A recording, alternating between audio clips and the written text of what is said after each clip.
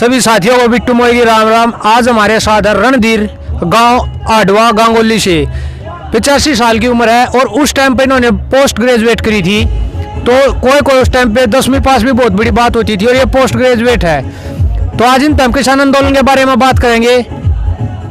राम राम ताऊ, हम अपने चैनल में आपका स्वागत करा है। राम राम बेटा, राम राम। मैं आपका भी स्वागत करता हूँ। जो हमारी बात कोई पूछ के है ना सही सच्ची खबर लगा दे तो इसका हमें भी है ना, हम आपको मुबारकबाद देते हैं ऐसे बेटों को, क्योंकि ये एक स्तंभ होता है, चौथा स्तंभ जो मीडिया सच्ची खबर दे तो उसको है ना देश के अंदर पता लगे, राजनीतिकों को पता लगे। लेकिन ये मोदी मीडिया है ज़्यादातर जो है बेकाऊ माल हो गया और सारे के सारे हैं, चाहे प्रेशर में चले जाओ, लालच में चले जाओ, इस तरह से हमारे पास तो आप जैसों का है। हम स्वागत करते हैं आपका, बहुत बहुत आपका चैनल का, और उम्मीद करते हैं भाई। मेरा नाम रणधीर सिंह है, देसवाल हूँ मैं, गांगोली आडवे से रहने वाला हूँ। 85 साल की उम्र है, पोस्ट ग्रेजुएट हूँ और मैंने सर्विस नहीं की।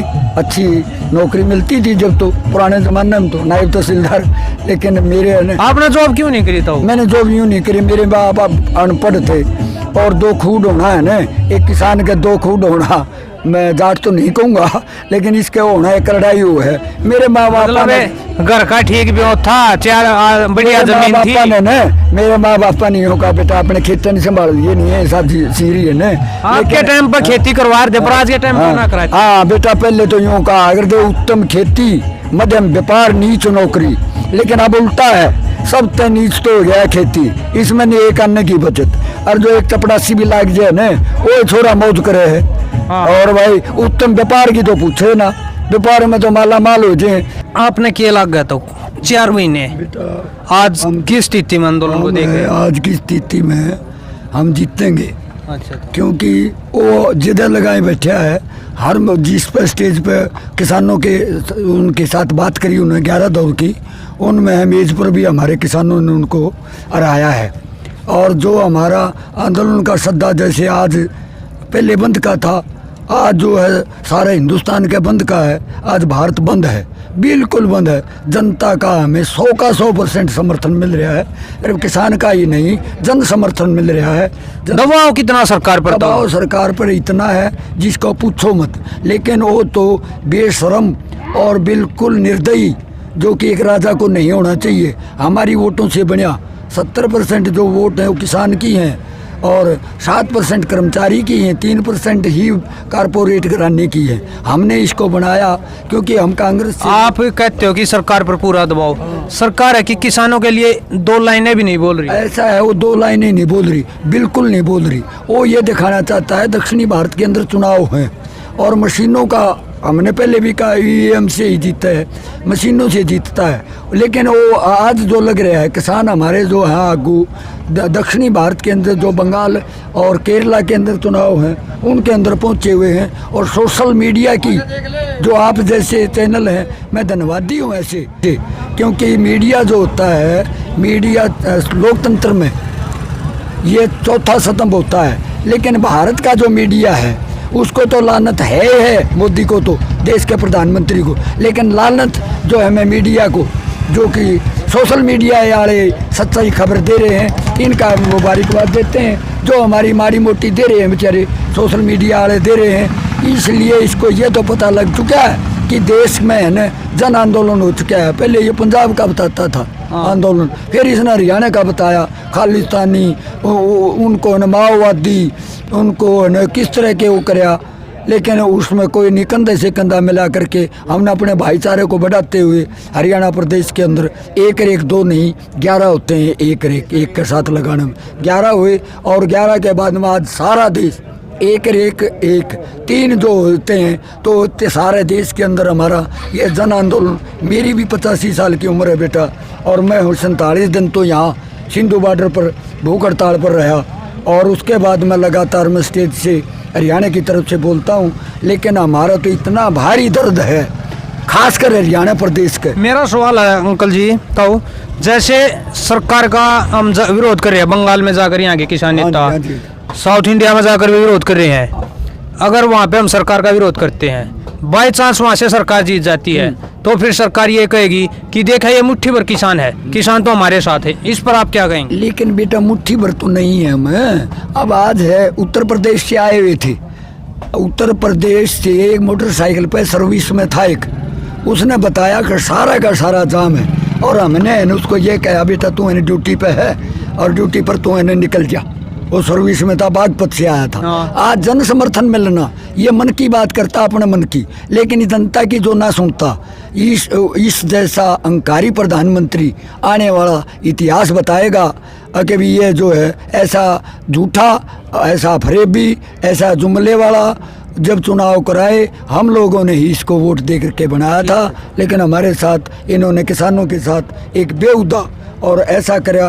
कारपोरेट घरानों को हमारी ज़मीनें ही रही थी, ज़मीनों को भी सौंपने का काम किया है कि अंबानी और अडानी को है ना ज़मीनें दे करके, और हम उसी ज़मीन पर मजदूर हो जाएंगे। और हमारी जो आम जनता है, ये नहीं है खेती करने वाला ही किसान है, उससे जो मजदूर है, छोटा दुकानदार है, मुलाजिम है, उसको जो अनाज सरकार बांटती थी सस्ते भाव पर, वो अंबानी और अडानी क्यों देंगे सस्ता? वो अपनी मनमर्जी का देंगे। इसलिए जो ये कानून है ये देश की जनता के लिए, सिर्फ किसान के लिए नहीं, सारी जनता के खिलाफ है। हाहाकार मचा हुआ है। आप किसी से बात करें, मैं ये नहीं कहता, कुछ लोग होते हैं बीजेपी के जो वो हैं, लेकिन सारा का सारा संसार आज भारतवर्ष में 90% जो लोग हैं, 90% जो है मोदी को गालियाँ निकाल रहे हैं।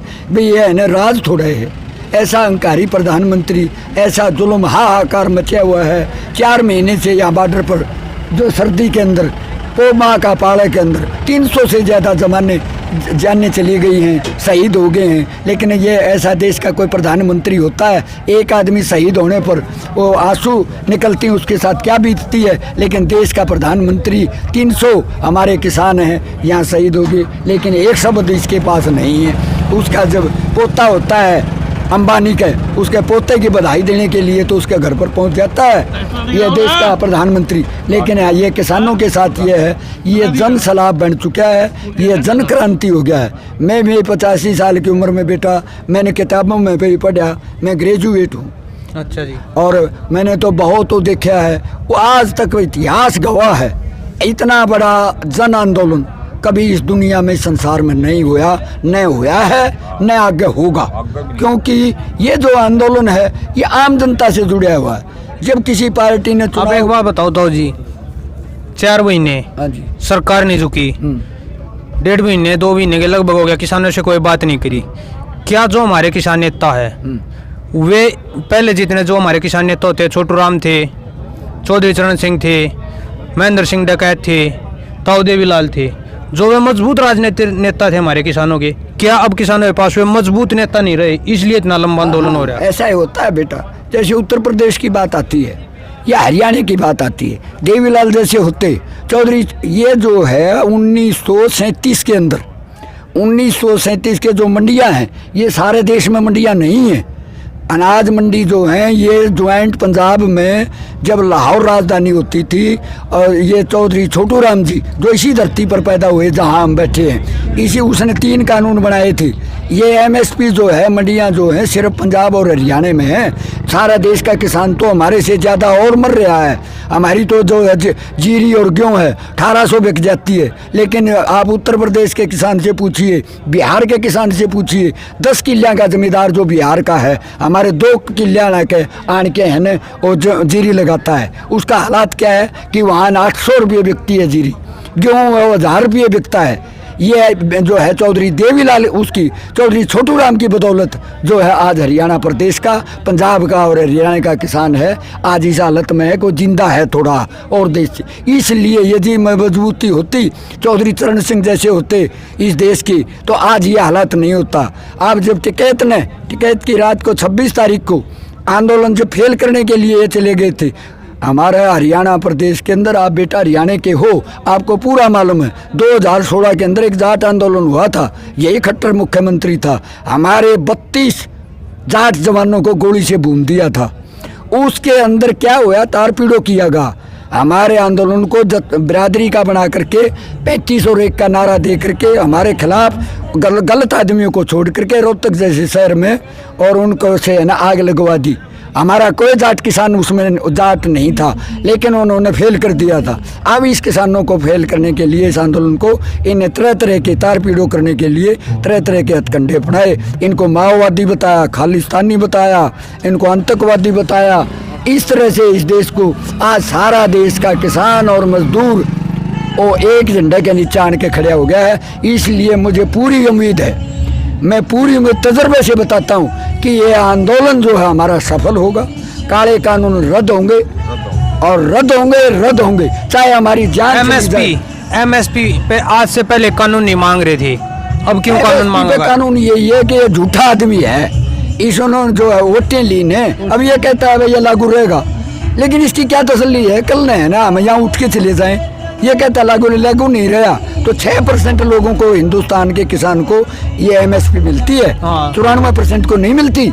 तो ये भी अगर ज्यादातर देखा जाए तो अपने हरियाणा में है, क्यों उसमें भी क्यों 4% 6% में? तो इस करके बेटा ये है, ये तो एक जानबूझ के नहीं कर रहे हमें मोदी से कोई जाति वो नहीं है, लेकिन इस गद्दी पर बैठ करके किसान के साथ जो इन्होंने जुल्म किया है, इसके पास जमीन ही नहीं होगी। कारपोरेट घराने गरीब आदमी को जो नाच देंगे, हमारा 10% पे खरीदेंगे 10 रुपये किलो, तो 10 रुपये किलो का ये अपनी मर्जी से 100 रुपये किलो बेचेंगे। इनको भंडार की वो दे दी है। एक कानून था भंडार का जो है उसकी जरूरी वस्तु अधिनियम 1955, ये कहते हैं कि जो जरूरी वस्तु अधिनियम 1955 बनाया है, इसमें पहले एक भंडारण की लिमिट थी।